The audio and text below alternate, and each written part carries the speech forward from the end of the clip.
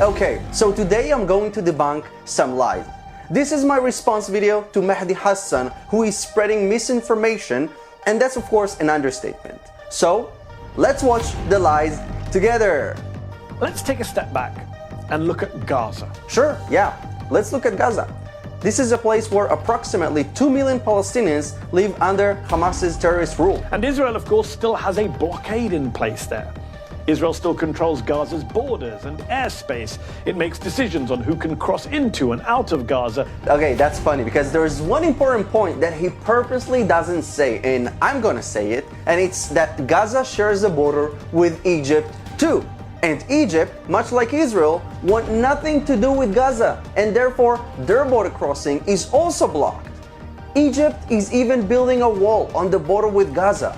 Now, you want to ask yourself, why do both Egypt and Israel build walls and fences on their borders with Gaza? Because both countries want to protect their civilians from terrorists in Gaza. Because Gaza could have been a living paradise with beautiful beaches and palm trees, but instead it is being controlled by Hamas and the Islamic Jihad with the support of the Iranian regime.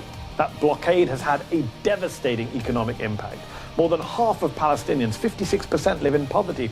48% are unemployed, according to the Palestinian Central Bureau of Statistics. It's indeed devastating, and you want to ask yourself who is responsible for that.